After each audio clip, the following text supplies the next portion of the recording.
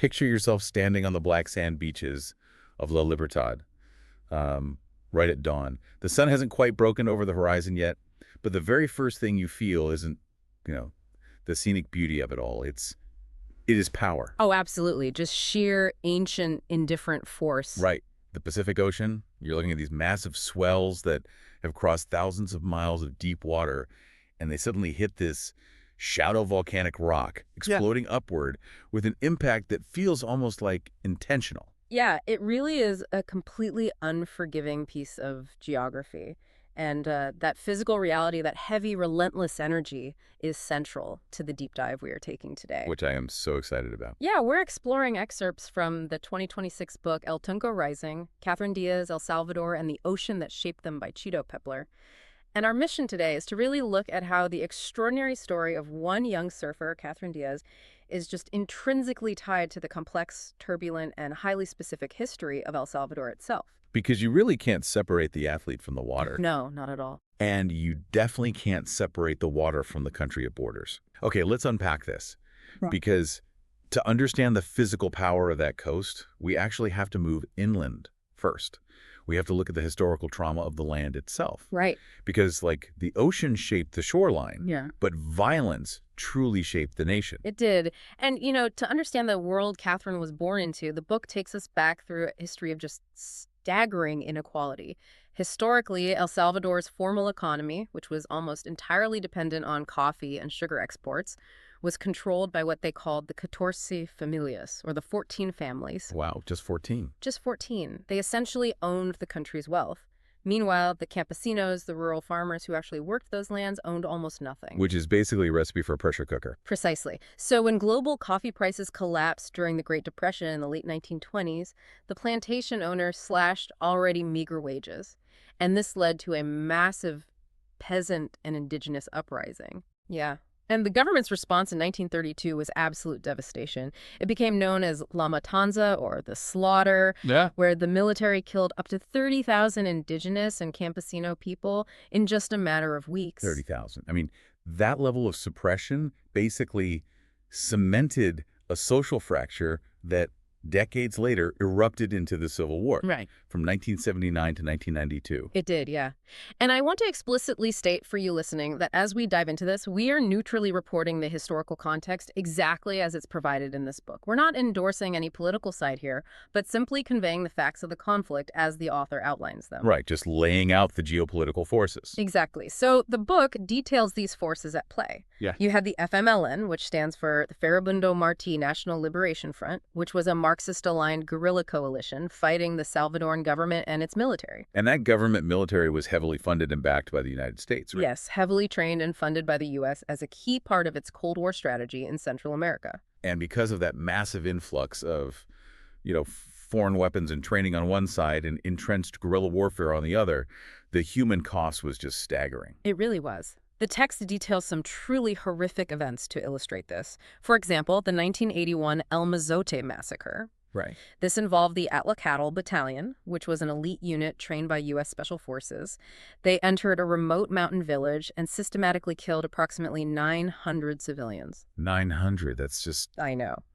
And the only reason the international community knows the full, undisputed extent of it today is because of a single woman, Rufina Amaya, who survived by hiding in the bushes and basically listening to the atrocities. Oh my God. It is so difficult to even process that level of localized destruction. It is. Ultimately, the war claimed around 75,000 lives, and the book notes that the UN Truth Commission later found that about 85% of the documented atrocities were committed by military and paramilitary forces, while also, clearly stating that the FMLN committed serious abuses, assassinations, and kidnappings as well. Right, it was brutal all around. But I want to pause and ask a practical question here. What does this actually mean for the people living on the coast while this is happening? Wow. Because the war is raging in the mountains and the cities, but down in the fishing villages of La Libertad, the ocean doesn't stop. It acts like a metronome that refuses to stop ticking. Yeah, that is a crucial distinction the author makes. A war is tearing the infrastructure of the country apart, but the fishermen in La Libertad still have to launch their wooden boats every single morning before dawn. They still have to eat. Exactly. They are casting nets because hunger doesn't pause for ideology. The Pacific Ocean doesn't care who is funding the government or the guerrillas. Right, the ocean just demands your immediate attention or you drown. So eventually the 1992 peace accords are signed. The war officially ends. But as the book points out, stopping bullets doesn't fix a country overnight. Not at all. Rebuilding physical infrastructure like paving a road or restoring a power grid is one thing. But internal healing, fixing the psychological trauma of an entire nation, takes generations. Yeah. And into that bizarre, fragile, post-war vacuum, a completely foreign phenomenon begins to arrive on the coast. Surfers. Surfers, just a slow trickle of them at first. Backpackers from the US, Australia, Brazil. They had heard whispers in the surfing community of these perfect, empty waves breaking over volcanic rock in El Salvador. Wow. Yeah, they arrived quietly, kept to themselves, and gravitated toward breaks like El Tunco. By the way, El Tunco gets its name from local Salvadoran slang for pig. A pig? Really? Yeah, because there is this very distinctive, massive offshore rock formation there that supposedly looks like a pig upside down. I love that. But okay, let's put ourselves in the shoes of a local fisherman for a second. You've spent your entire life viewing the ocean purely as a matter of survival. It's a place where you extract calories, and it's a place that will easily kill you if you lose focus. And suddenly, these foreigners show up, voluntarily paddling out into heavy, dangerous waves just to ride them. There's no fish caught. There's no survival value whatsoever. It's an act of pure, impractical joy. The adults in the village must have thought these people were insane. What's fascinating here is the generational divide in the reaction. Because you're right, the adults were absolutely baffled, but the local children didn't look at the surfers with confusion. They looked at them with calculation. The author makes this brilliant point about human nature. Once a child watches someone else do something impossible and realizes it can be done, it becomes inevitable that they are going to figure out how to do it themselves. Oh, that's so true. Which brings us to the birth of Katherine Diaz in 1998. Katie. She's born into a country still figuring out how to piece itself back together. Right. She's the youngest of 4 kids, Giovanni, Erica, and Jose, who everyone calls Bomba. Her father is a fisherman and farmer, a man who deeply, fundamentally respects the deadly power of the ocean. And her mother is basically the anchor of the household. Oh, yeah. Her mother is incredibly strict. She enforces a rigid homework before surfing rule.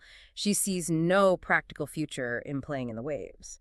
But, I have to push back a little on how we're framing Katie's introduction to the sport. Okay, how so? You mentioned earlier that the local kids were looking at surfers with calculation, which implies a sort of immediate, innate genius for the water. But the author actually paints a much less glamorous picture of Katie's early days. She wasn't some instant cinematic prodigy where she touches a board and everyone gasps.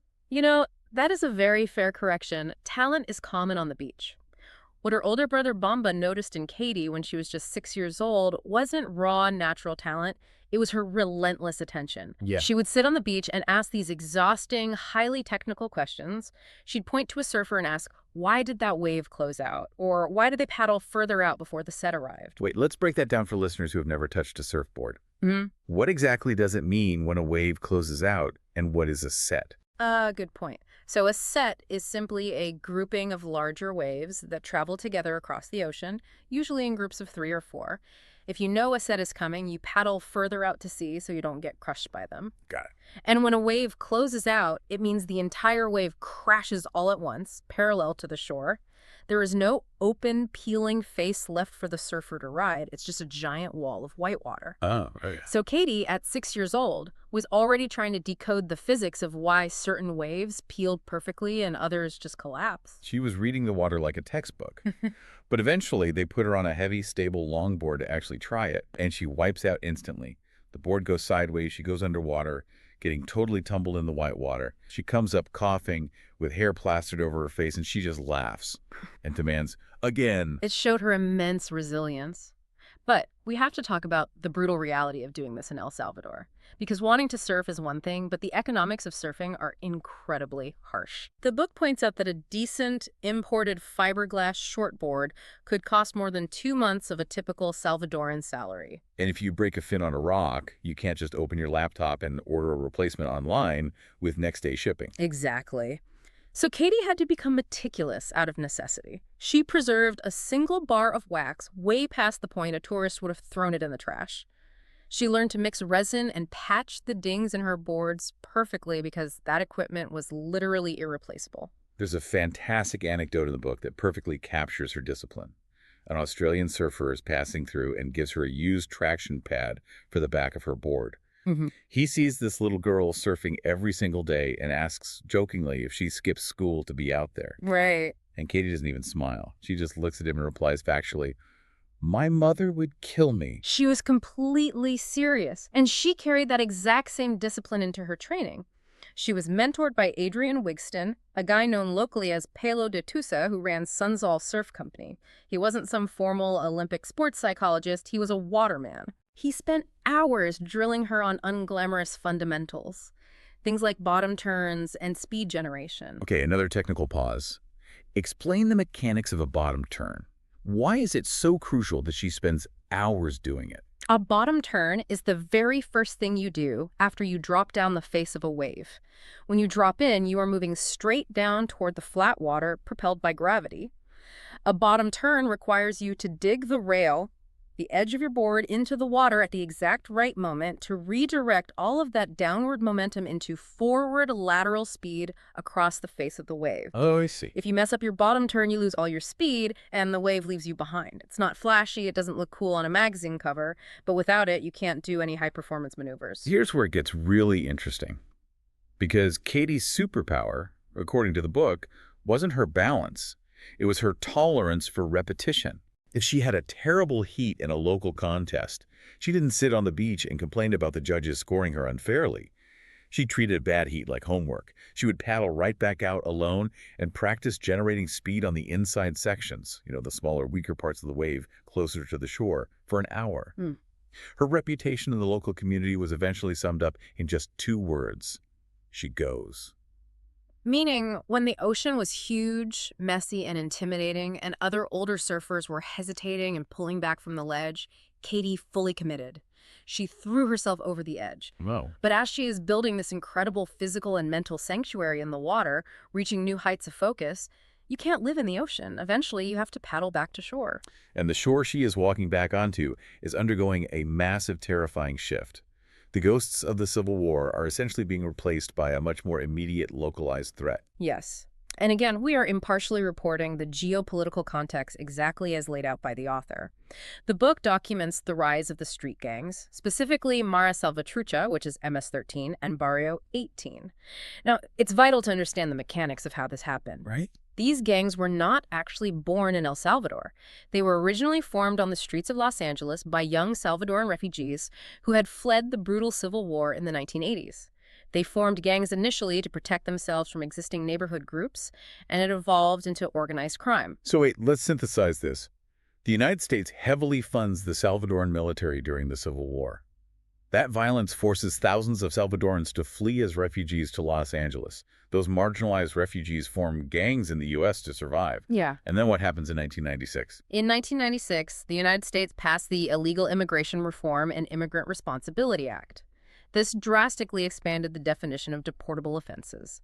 Tens of thousands of people, including highly organized identified gang members, were suddenly deported back to El Salvador en masse. A country that was fractured, still sweeping up the rubble from a 12-year civil war with absolutely zero institutional capacity, police force, or social programs to integrate them. Exactly. The U.S. basically exported a highly evolved criminal syndicate back to a defenseless nation. It was a catastrophic perfect storm. The gangs quickly established what the book calls invisible lines of territory. This created an entire social architecture built on fear. It became completely normalized for everyday citizens, bus drivers, shop owners, even the fishermen on the coast to pay renta, which is extortion money just to operate. Unbelievable. In 2015, the violence reached an absolute fever pitch. El Salvador hit a horrific peak of 103 homicides per 100,000 people. For context, the U.S. homicide rate that same year was 4.9. Wait, let's just pause on that math for a second. 103 versus 4.9. That means you are dealing with an environment that is over 20 times more deadly than what an average listener of the U.S. might experience. How does a society even function under that kind of constant ambient threat? It functions through hypervigilance. And the book points out this incredibly stark dual reality on the coast. You would have foreign surf tourists coming in, and to them, El Salvador was paradise cheap beer, warm water, and perfect waves. But the locals were living in a reality where that beautiful beach was just an hour's drive from a literal war zone. Wow. Stepping across the wrong invisible street corner in your own neighborhood could cost you your life. If we connect this to the bigger picture, it explains the deeper mechanism of why surfing was so emotionally powerful for Katie and her entire generation, because the ocean was the one place on Earth where those gang territorial boundaries completely vanished. Yes, because surfing wasn't just a hobby like it might be for a kid growing up in Southern California or Sydney. Ugh. For Katie, it was a literal physical sanctuary.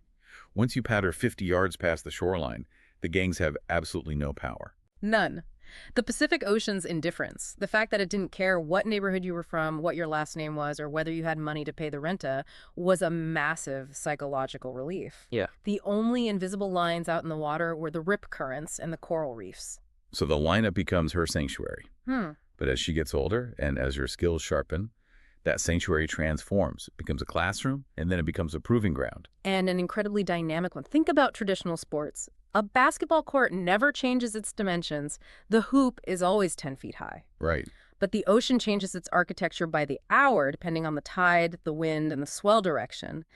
Katie had to master completely different physical variables depending on where she surfed. Right. The book breaks down the different breaks. Yeah. Tell me how Punta Roca differs from, like, La Bocana. Well, Punta Roca is a fast, hollow, incredibly powerful wave that breaks over a shallow volcanic cobblestone reef. When the wave pulls water off the reef, it requires absolute split-second precision. If your bottom turn is late, you end up getting dragged across the rocks. Ouch. Yeah. La Bocana, on the other hand, breaks near a river mouth. River mouths constantly deposit and shift sand, creating wildly unpredictable, heavy currents that require immense paddling stamina just to stay in position. Oh, wow. And then you have El Sunzal, which is a deeper water reef. The wave is softer and more forgiving, but because of that, it draws massive crowds. So surfing Sunzal wasn't just physical, it required social navigation. Katie had to learn how to hold her ground, demand her turn, and earn respect in a packed, aggressive lineup. And she built that respect not by putting on a show for the beach on pristine sunny days, but by paddling out when conditions were ugly, messy, and intimidating. She was deeply, quietly focused. Absolutely. And it's because of surfers like Katie who are out there proving that El Salvador possessed both world-class waves and world-class athletes that the Salvadoran government finally starts to wake up. They begin to see surfing not just as a fringe vagabond activity, but as a legitimate tool for national rebranding. Surf tourism becomes a major economic pillar. This raises an important question, though, which the author explores. What happens to a deeply personal sanctuary when it suddenly becomes a stage for national pride? When the weight of a struggling country's expectations gets placed squarely on the shoulders of these young athletes who originally just went to the water to escape? It has to change the psychological atmosphere of the sport. It's no longer just about the joy of an empty wave. It becomes about global rankings, qualifying heats, and proving to the world that your nation is defined by something other than violence. Katie had to learn how to carry that national weight without letting it crush the pure joy that brought her to the ocean when she was 6 years old. Exactly. So what does this all mean? We've gone from a coastline defined by ancient volcanic power and shadowed by the profound trauma of a civil war to the arrival of this completely impractical sport, a sport that offered no food, no economic survival value to a fishing village, but ended up providing the ultimate emotional salvation for an entire generation. Katie Diaz embodied that resilience perfectly. She utilized the ocean's complete indifference to human conflict as a shield against the hypervigilance required on land. She found absolute freedom in a place where the rules were dictated strictly by nature, not by violence, history, or extortion. It leaves you with such a powerful image to sit with. The book points out this profound historical irony. The name El Salvador literally translates to the Savior. It was a name given centuries ago by Spanish conquerors who had absolutely no interest in saving anything or anyone they found there. Wow, yeah. But reading Katie's story, looking at how she navigated her life, you realize that for her and for all those kids who learned to read the waves, the ocean itself became the actual savior. It was the only force on Earth powerful enough to wash away the invisible lines drawn by the gangs. Beautifully put. And it really begs a question for you to take away today as you go about your week. Where are the invisible lines in your own life? What boundaries are dictating your movements? And more importantly, what is your ocean? Where is that space you go to where all of those lines just wash away?